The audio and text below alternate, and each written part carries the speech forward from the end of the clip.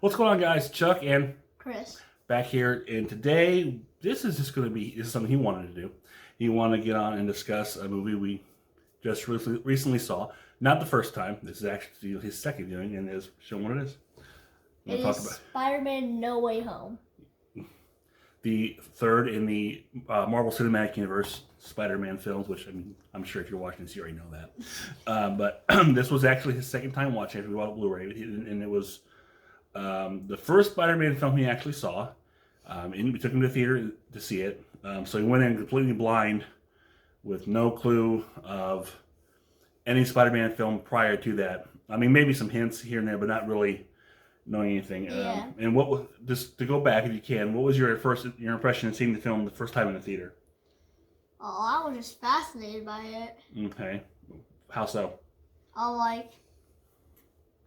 With all the villains that I had never seen before. Mm-hmm. I mean, Doc Ock, that was not a surprise to me since I saw him in the trailer. Right. But the others. Yeah, they kind of kept some of the other ones fairly secret in the trailers. Did you now refresh my memory? Did you have any knowledge of all about the previous Spider-Man films prior to that? Nope. None at all. Nope. Not even the first two Tom Holland ones, or anything. Oh, I had very little information about that one. Okay, well, you saw part of it, knowing from I know you did see Endgame and Infinity War. And so that's a little bit of Amazing Spider-Man 2. You had seen Amazing Spider-Man 2 before that? I saw the end, right? That's right. I forgot when he was a lot younger. Actually, after Amazing Spider-Man 2 came out, and we saw it, bought the Blu-ray and watched it, and at the end of that, as young as he was actually in tears at the spoiler alert, death of all years, death of Gwen Stacy. He took it very, very hard. Not only attached, I think he's just upset to see someone die. It's very sad. Yeah. But yeah, I think he may have seen parts of Civil War. I know Spider-Man was in that, but I know we did watch. Yeah, but I only took a very little part of Civil War. Yeah, but you're at least only the fight on the airport. Right, but you're at least familiar with that. I know he did watch Infinity War and Endgame, but as overall Spider-Man films in general, this was the first. Yeah. So after seeing it in the theater, what did you really wanted to watch? You wanted to go back and watch? Yeah, trying to catch up in trying to catch up with all the characters. Mm-hmm. So he sat down because I own all the Spider-Man movies, and he sat down and actually watched them all. Not all in a row, but one at a time. And actually, with the exception of the first one, because he watched the first one on his own. But after that, I went back and I sat down with him and watched the rest of them, because I hadn't seen some of the Tobey Maguire one especially in a long time. So it was good to go back and rewatch those. So after seeing those, how did you feel going? After seeing that, understood everything. Everything made more sense. Yeah. So having all that backstory and all that knowledge after watching the Tobey Maguire trilogy and the two Amazing Spider-Man films, you went back and we sat down and rewatched. Say it. Spider-Man No Way Home. And just the other night. So how do you feel about it now after you've seen everything? You knew all the knowledge coming in. You knew what was going on. Everything kind of made sense. What are your thoughts on the film? First of all, I understood it now, which we mentioned, and all right. And I felt like I was actually understanding what some of the parts they were saying. Okay, such as the power of the sun in the palm of my hand. Some of the callbacks to the original films. Some of the callbacks, yeah. And what's the great Norman Osborn line? I'm something of a scientist myself. Yeah, say what they're going to. Something of a scientist. I was. I don't know. That, and of course, it's going back. One of the emotional beats of that film really makes more sense, I think. And of course, it's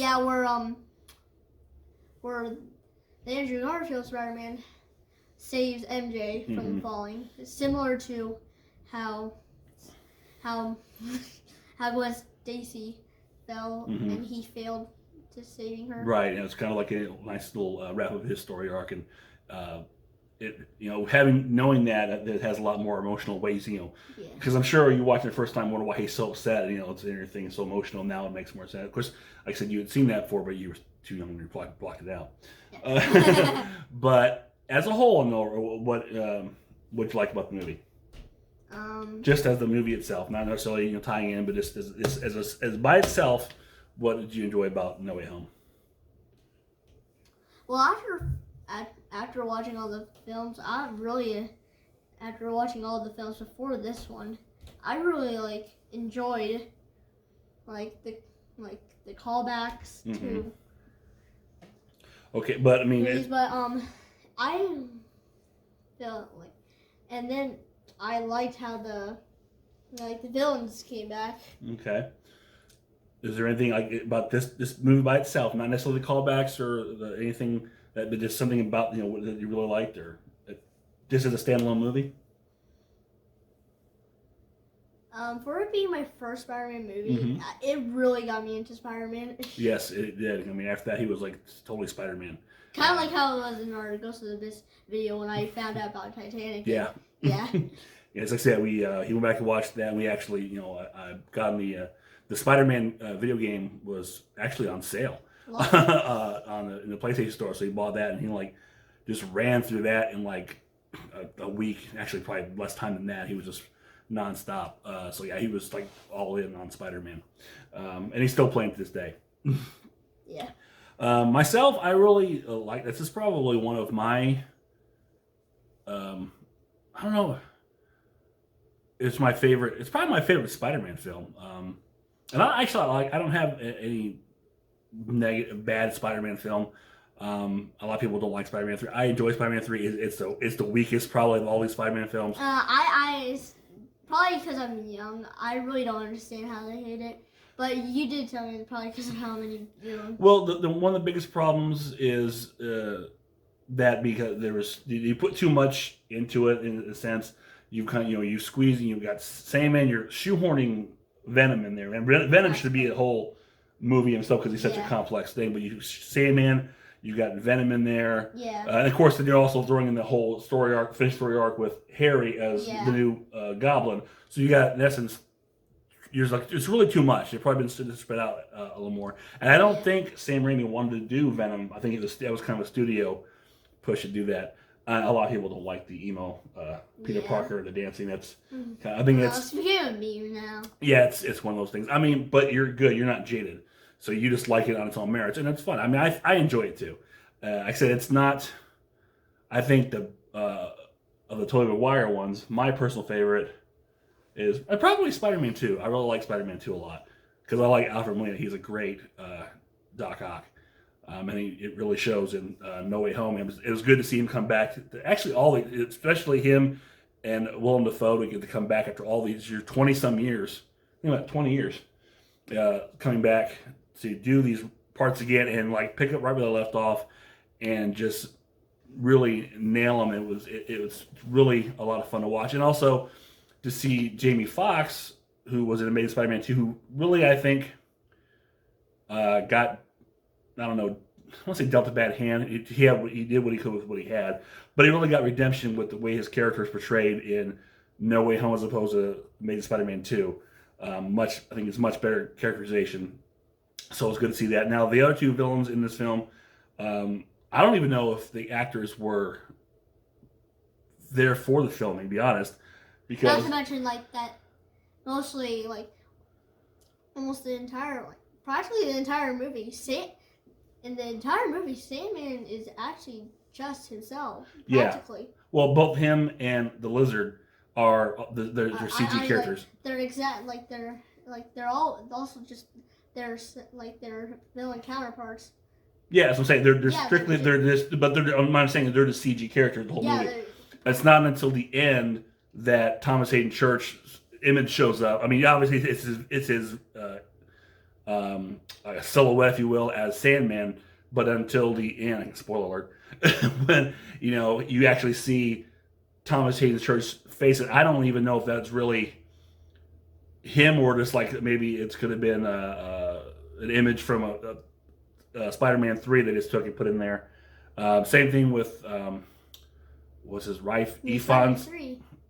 Yes. Oh yeah. He was Sandman Spider-Man 3. Oh, I thought you were talking about the Lizard. No, I'm now talking about the lizard. Yeah, I think I see what you mean. Yeah, and then like the lizard was CGI the whole film too. I mean, and he didn't get it. You see his face until the end of that film. So and again, I believe him as Reef Ifan, something like that.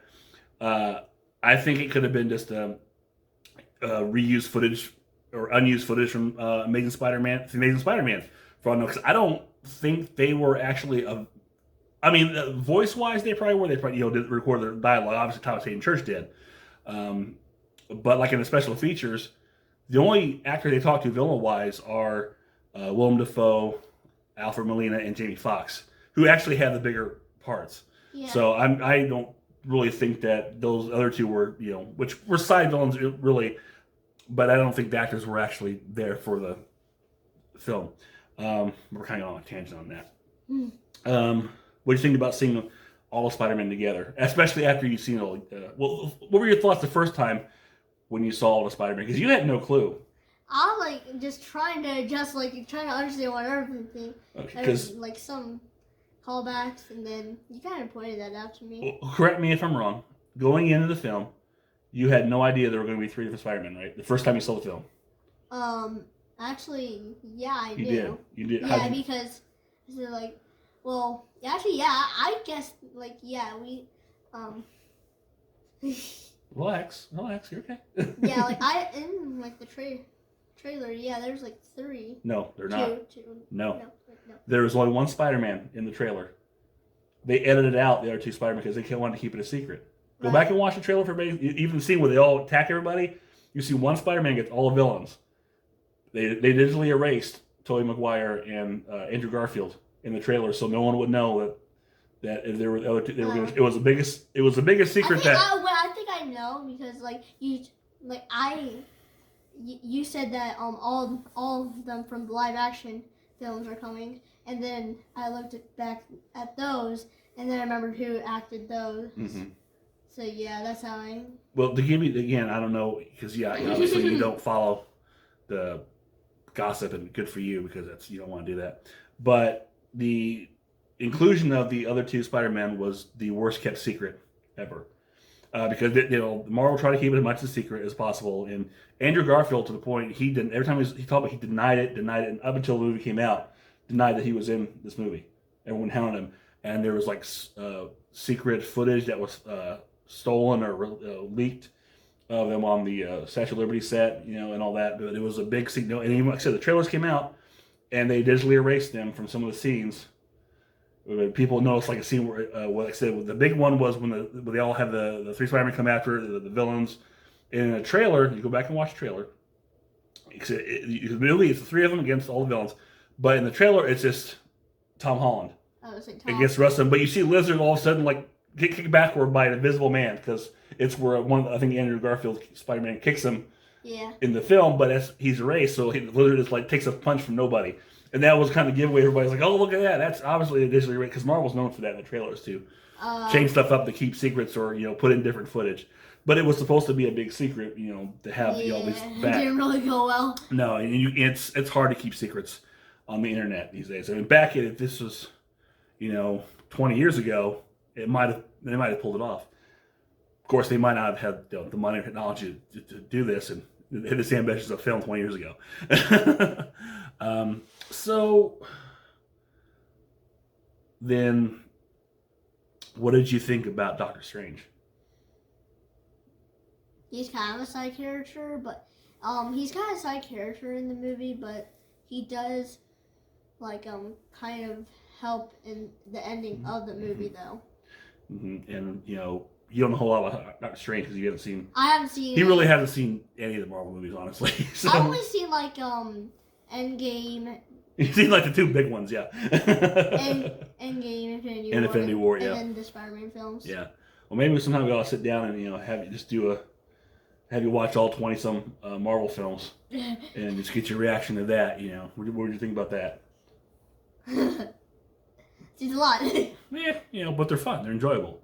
But at least then you get an idea of the whole, meshing universe. Instead of just a few bits, but it's a thought. But yeah, Doctor Strange is, I think he's gonna. His part is tying to his film. It's coming up here in a couple weeks. Multiverse Madness. Yeah, Multiverse of Madness. So, and they actually just yesterday. This is kind of another side note. They just released the teaser trailer for Thor. Was it Love and Thunder? I think it's called the fourth Thor movie, which will be coming out in July. So that's becoming right in the heels of Multiverse of Madness. But anyways, who is your favorite villain in the No Way Home? It's kind of a fight between the Green Goblin and Doc Ock. Mm-hmm. Yeah, they are the two heavy hitters of all these films. I can't. You have to go with Willem Dafoe for me because he is great. He is like perfectly cast. Actually, him and Alfred really are. They're both so perfectly cast. But Willem Dafoe, he is just downright scary. Even like in the behind the scenes, they're talking about he would give out that cackle or do whatever, just like to rehearsals, and everybody would just like whoa, and he would just totally immerse and actually get kind of scary. It wasn't even script. Yeah. But yeah, Willem Dafoe, and it was nice to see him in this because one of the big, everyone loved Willem Dafoe as Green Goblin, but one of the I guess negative spots about it was his suit, the quote unquote Power Ranger suit they called it. Yeah. And then which is again this you go back to that time. It was like what 2000, I think 2001, 2002. 2002, yeah. Yeah, like, when the first Spider-Man came out, and comic book movies were just starting to. I mean, you had X-Men that came out in 2000. So that was kind of like really kicked off the superhero movies, but at least for the modern day, because obviously you had Superman in 78, Batman was big in 89, but you had a dry spell. But the X-Men came out, and the X-Men, they weren't quite comic accurate, and same thing, it was very hard for studios to accept comic book characters the way they are to make them. They want to make them relatable to everybody, so they went away from a lot of the gaudiness. And I think that's kind of why they went. Although the Power Ranger suit is pretty gaudy, but it's nothing like Green Goblin in the comics, obviously. So what's nice to see Willem Dafoe, where he's not actually. He actually has like a hoodie. He has the hood. Hoodie. He looks great. He doesn't have the nice effect. He doesn't have the weird makeup. It looks like a goblin, but again, Willem Dafoe's got such a great face that you don't need it, and that was a big thing too in that first film. Is that why you covered Willem Dafoe's face, because his facial expressions sell that so well, and same thing holds up. Where now you go 20 years later, and you've got so many movies where they're not afraid to use comic accurate costumes and make them more, because it's more accepted, which is a good thing.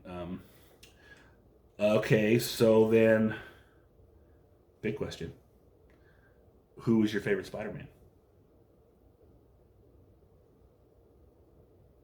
Tobey Maguire.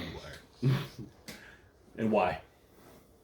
He kind of set it off for all the films. Mm-hmm. And I don't know, this might just be me, but I think the organic webs are very, very cool.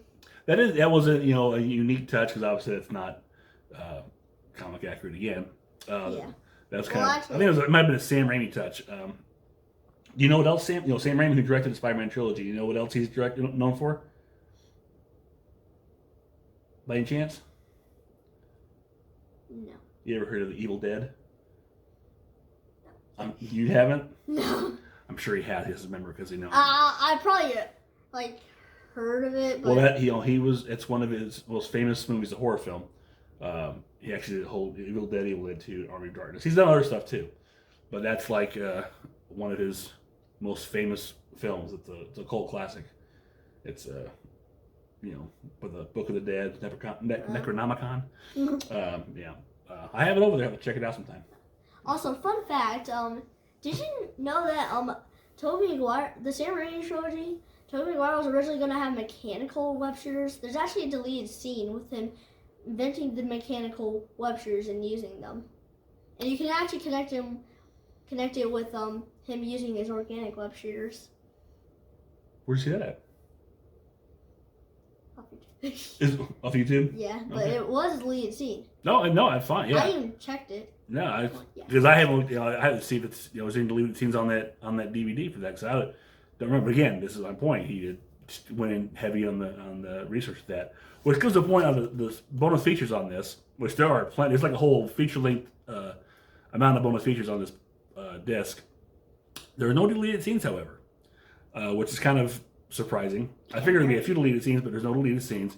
You've got a blooper reel. You've got featurettes on the director, on all the actors together, Spider-Man, all the 3 villains returning, a lot of stunt work. He had a lot of some interesting side-by-side comparisons of their pre-visualization of some of the fight choreography side-by-side with the actual scene from the film, information about the stunts and just all kinds of stuff.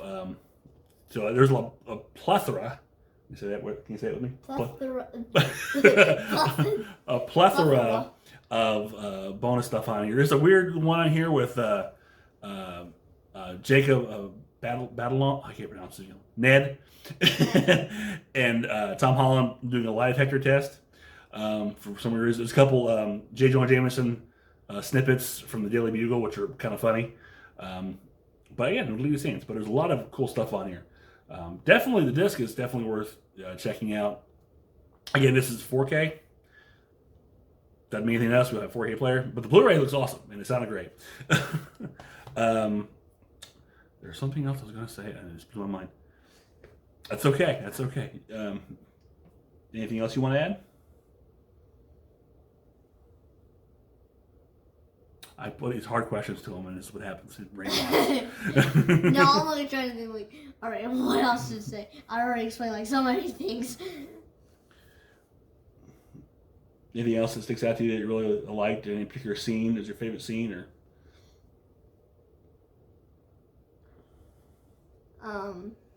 No. Well, this gets 10 web shooters out of 10 web shooters. That's good. You write your material, kid. Yeah, you did say favorite scene. Oh, well, my favorite scene would be, which was in the trailer, which Doc Ock says, "Hello, Peter." He's acting too. Look out! No, yeah, that was a really cool scene. For me, there's so much in here. The fight scenes are amazing, and especially knowing that Willem Dafoe, at his age, really wanted to come in and do a lot of the stunts himself, and he did. I mean, you watch the behind the scenes, and they're really going at it. I mean, they're staged so well. It's amazing. So kudos to him for really putting, and Tom Holland, who was such a fan. I mean, I don't think he gets enough credit for what he can do as Spider-Man. And he's an actor. He's very athletic. I mean, he's got dance moves, and he just does everything. He works, from what I've seen on the behind the scenes, he just really kills it in the physicality department. So it's good. And Toby looked good for being like 102 years old now. Okay, no. But no, he still looked pretty good. I was amazed at how, even though he's 20 some years older, he still had those really the Tobey Maguire boyish looks that he's always had. He still has that boyish look. He's probably about close to 50 now. And he still looks really good. And it was really great again for Andrew Garfield to come back and kind of get redemption. Because after doing the rewatch on the Amazing Spider-Man 1 and 2, I really did enjoy Andrew Garfield as Spider-Man. I thought he really brought a great humor to it, which I think was lacking from Tobey Maguire Spider-Man. Not that it's funny, but I don't think it felt as natural. Which goes back to, I think, the different kinds of portrayals. He had Tobey Maguire, I thought, really did a good job as playing the lovable loser type Spider-Man. Which I think the Peter Parker, was down on his luck, always, just having bad things happen to him, kind of thing, which really played well, I think, from what I've read, a few comics I've read. Andrew Garfield did a good job of. He wasn't the lovable loser because he really was too cool. He was a cool Peter Parker, but he had a great wit, which I think he probably has.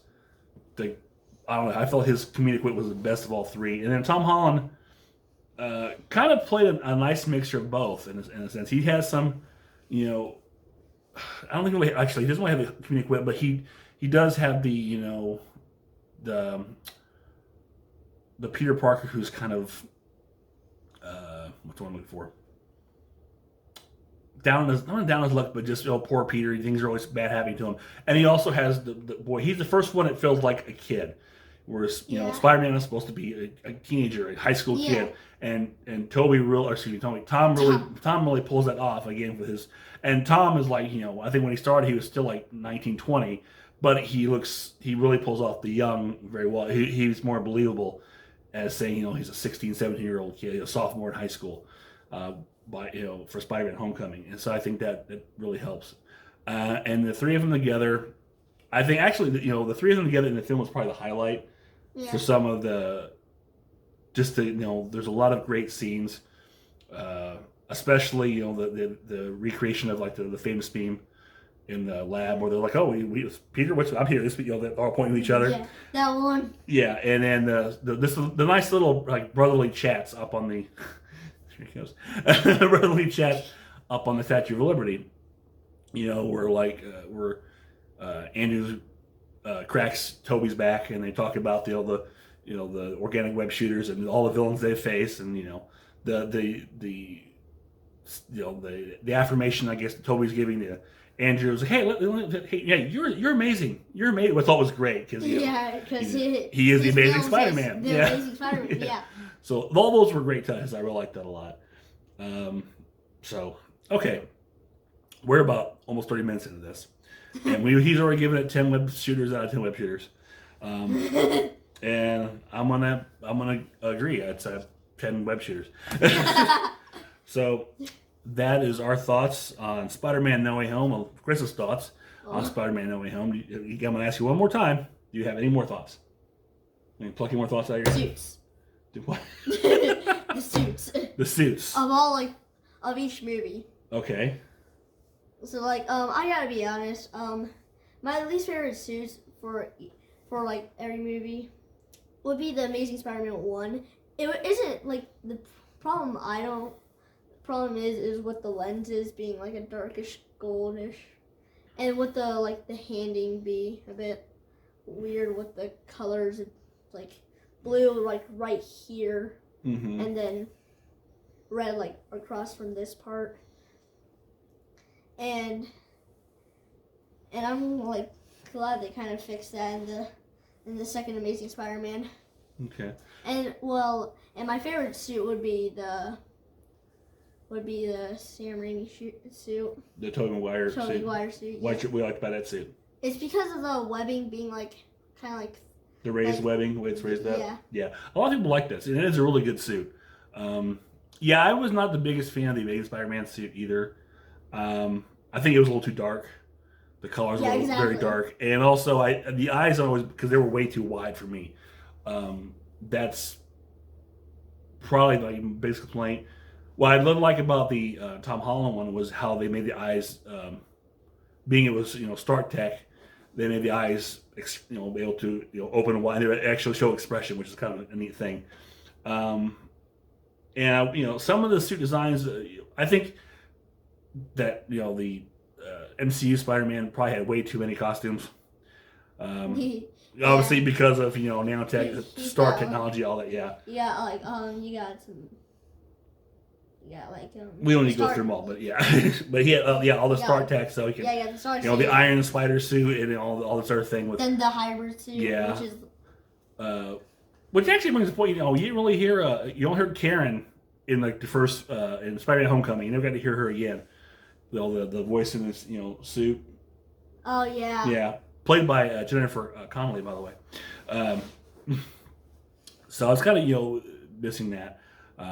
But at the end of No Way Home, he does kind of go back to classic, plain old homemade Spider-Man suit, which I really like, and I hope we get to see something with that in the future. Now, the way they talked on here, they made it seem a lot like maybe this could be it for at least the three majors, Jacob, Zendaya, and Tom Holland.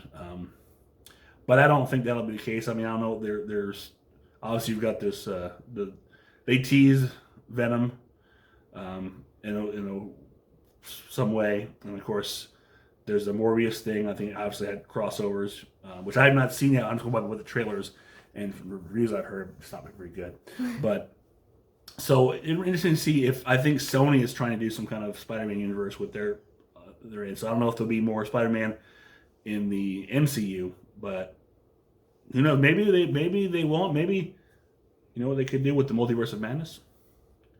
You know, they may not be able to do Spider-Man. Maybe they bring in Miles Morales. Exactly. Yeah. People are like thinking of like a live action Miles Morales. Mm-hmm. Which, full disclosure, we still need to see into the Spider-Verse. Yeah, and the second movie's coming out. Yeah, so catch up on that. I think it was Enter the Spider-Verse. Something. Into the Spider-Verse. No, like or you mean the second one? The second movie. There's a second movie coming out. Right. No, the first one was Into the Spider-Verse. The 2099 suit. Okay, yeah.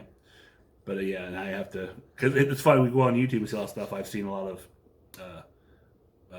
different clips from Into the Spider-Verse. I was like, yeah, I should probably watch the movie. I've seen half of it on YouTube already. So, yeah, there's an option. But again, I know that Sony owns a lot of Marvel properties, so that may be, I don't know. We'll see what happens. I'm sure that Disney and Marvel can make something happen. Unless Sony is allergic to money. I don't know. But, okay. So, again, we've gone over 30 minutes. I'm going to stop it now. We ramble on. I think we've said all we had to say. You agree. We both enjoyed the film. So, you know the drill. You know, if you like this, click that thumbs up, share, subscribe. Leave some comments below. Tell us your thoughts on No Way Home. Is it your favorite Spider-Man film? What's your favorite MCU film? What's your favorite Spider-Man? Whatever the case may be. Or just say hi. Always take that too. So until next time, I'm Chuck. This is Chris. And we will see you on the other side. Something real quick I want to say. He always does that to me. I think I want to be done. Yeah. I'm something of a scientist myself. I had to fix the line. I don't think I pulled it off. He's so my son. All right. Now, we will see you on the other side.